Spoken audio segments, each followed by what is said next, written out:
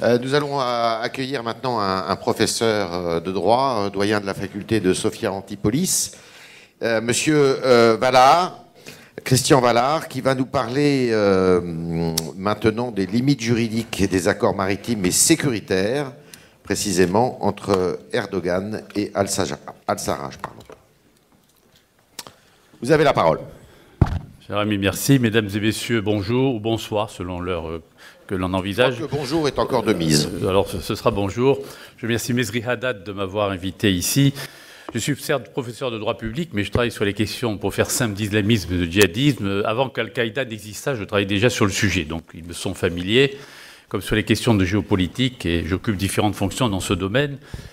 Mais pour reprendre des points évoqués en particulier par Alexandre et d'autres, il y a une dimension juridique, on va le voir, militaire, tout le monde l'a compris, politique évidemment, une dimension culturelle dans ce combat contre le néo-ottomanisme et de tous les alliés des frères musulmans, y compris dans notre pays, en France, hein, où c'est très largement le cas, et c'est ce que je développe aussi devant mes étudiants.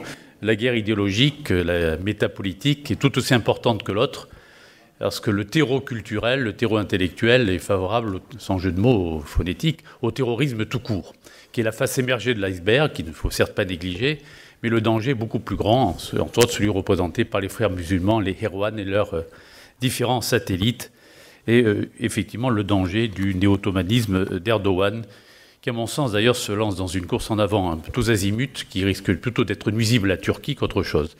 Je ne pense pas qu'il ait les moyens financiers, militaires, économiques de pouvoir continuer longtemps de cette façon-là.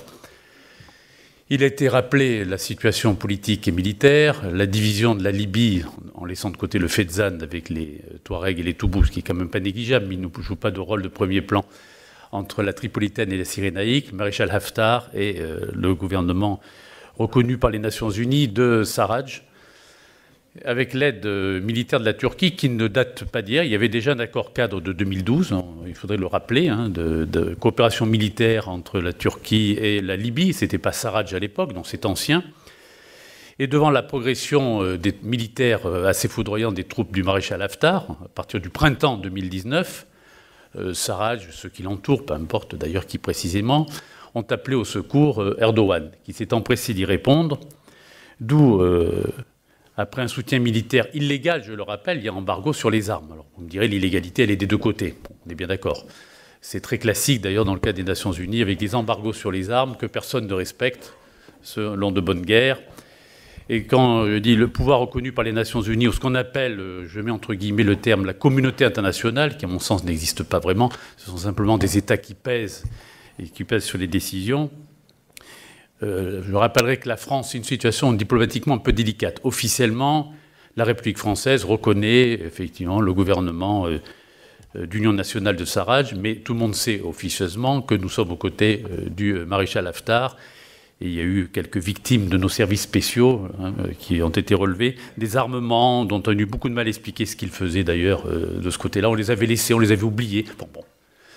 Ne faisons pas d'ironie facile, personne n'est dupe, mais il est clair que si notre intellect penche officiellement du côté de Tripoli, notre cœur penche plutôt du côté de Benghazi, avec l'Égypte, les Émirats arabes unis et tous nos alliés, l'Arabie saoudite, les mêmes alliés que l'on retrouve, j'ajouterais même Israël d'ailleurs, enfin, plus indirectement en l'occurrence, que l'on retrouve face à la menace iranienne qui n'est pas présente en Libye mais qui explique beaucoup de choses.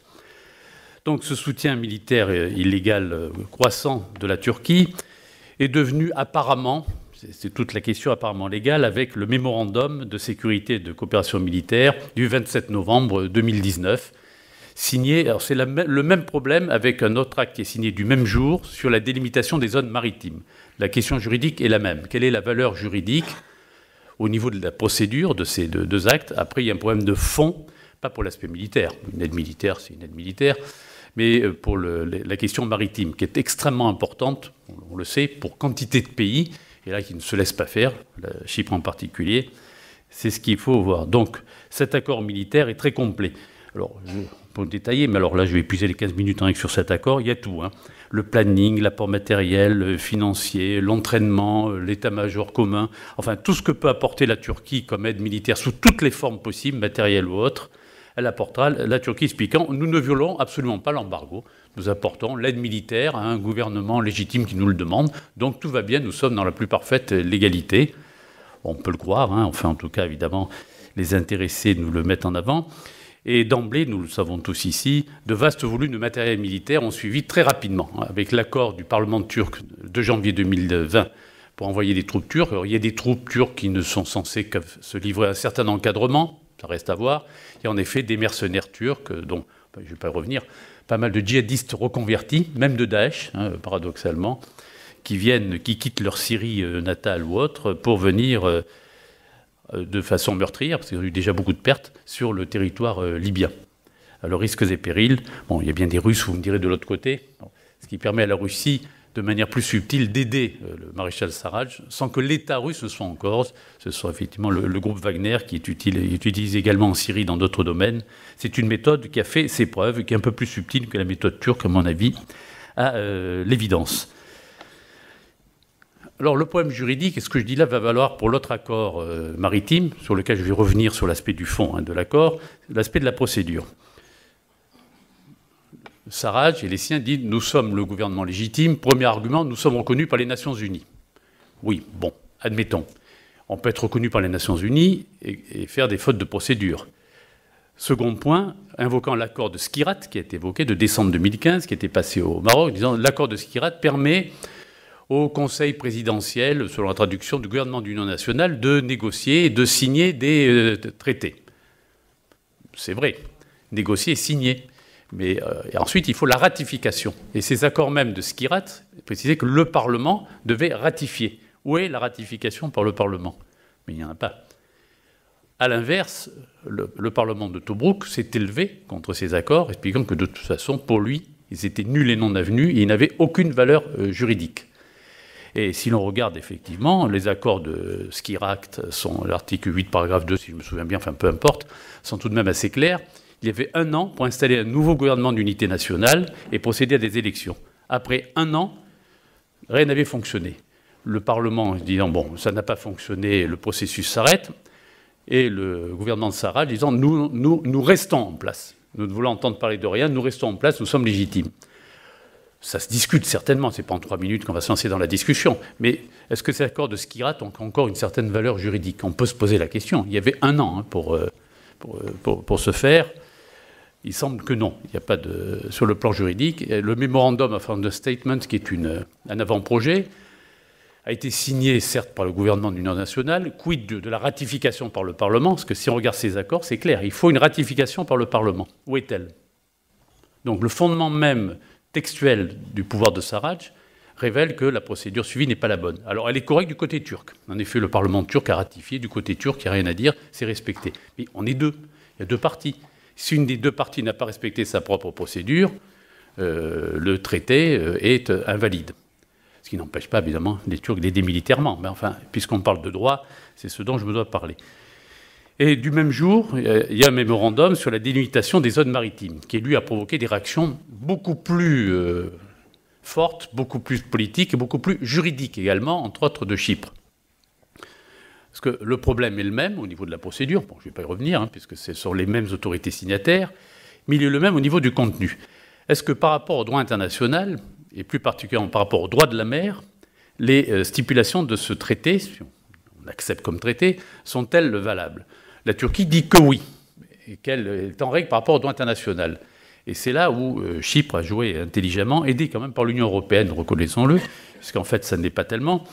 Alors, il y a des aspects techniques de droit de la mer, je ne voudrais pas alourdir, mais enfin, il faut quand même comprendre que la méthode de délimitation adoptée aboutit à priver, en fait, à donner 30% de territoire marin, en quelque sorte, de souveraineté maritime, plutôt, à la Turquie supplémentaire, ce qui n'est pas négligeable. Alors, elle est prêt à tout enlever à la Crète, enfin, la Crète, c'est la Grèce, et à casser le projet ISMED, qui est entre la Grèce, Chypre, Israël, l'Égypte, etc., le projet d'un oléoduc sous-marin qui permet de faire partir des ressources gazières d'Israël jusqu'en Italie sans passer par la Turquie. Bon, projet ambitieux, coûteux, etc. Mais alors là, si on accepte l'accord libyen-turc, ce projet ne peut pas exister parce que la Turquie, en plein milieu, vient de couper le projet complètement. C'est sûr, ce n'est pas acceptable. Tout cela rejoint une querelle qui est bien plus ancienne et qui est autre chose que la querelle libyenne. Ça vient d'être évoqué par vous-même, chers collègues, à juste titre. C'est la querelle avec Chypre. nous avons quand même la situation paradoxale d'un État, Chypre, qui fait partie de l'Union européenne depuis 2004, dont une partie du territoire a été annexée par un territoire non membre de l'Union européenne, mais membre de l'OTAN, alors que la Chypre n'est pas membre de l'OTAN, ça ne facilite pas les choses, il faut bien reconnaître, et qui, avec une république turque de Chypre du Nord, qui n'est reconnue que par un seul pays, la Turquie, évidemment, ce n'était pas difficile à comprendre. Résultat, le droit de l'Union ne s'applique pas en République turque de Chypre du Nord. L'Union européenne ne veut pas légaliser cette annexion, qui est complètement illégale, donc ça ne s'applique pas. La Turquie, jouant là-dessus, explique, dans ce cas-là, le gouvernement de République turque de Chypre m'a accordé des droits d'exploration, de forage sur les... Donc je peux le faire légalement. Réponse de l'Union européenne, mais absolument pas. Les droits, la souveraineté maritime n'est pas susceptible de découpage. Ce territoire appartient à la République de Chypre et à personne d'autre. Vous n'avez pas le droit, sans accord de la République de Chypre, de pouvoir faire des forages, ce qui n'a pas arrêté les Turcs. C'est qu'il y a même eu des incidents, bon, pas trop graves jusqu'à présent, avec les navires de guerre turcs qui se conduisent comme chez eux et qui se heurtent quand même aux grandes compagnies que sont Exxon et Total, qui sont à l'origine, au soutien également des autorités américaines, à ces compagnies en question. Et la Turquie se retrouve isolée et s'est mise à dos toute la Méditerranée orientale. La Grèce, Chypre, Israël, qui est à Libre. Il ne manque plus que le Liban, mais comme Liban et Israël, les rapports ne sont pas très bons, hein, il y aurait des zones, des découpages entre eux. Et pour donner un exemple je termine là-dessus, la particularité juridique, c'est assez spécial, la Libye a été exhumée quelque chose du temps de Kadhafi, figurez-vous, de 1985, devant la Cour internationale de justice, la théorie des masses terrestres. Vous me dire, qu'est-ce que ça vient faire avec la mer? Mais si. C'est une idée très étrange, comme quoi plus un pays, ce qui est le cas de la Turquie, là c'était pour la Libye, une masse terrestre importante, plus cet État doit avoir de souveraineté sur le plateau continental. Il doit aller au-delà des 200 000 marins, 380 km, il doit aller plus loin. Parce que vous voyez, j'ai tout ça derrière moi, d'Interland, donc je dois avoir tout ça devant moi. Ça n'a jamais été accepté. Et la Cour internationale de justice, à 2 reprises, s'est prononcée très nettement. C'est une théorie absurde. Vous imaginez un peu, vous avez, en fonction de la profondeur, alors vous pouvez occuper toute la Méditerranée. Donc c'est strictement impossible.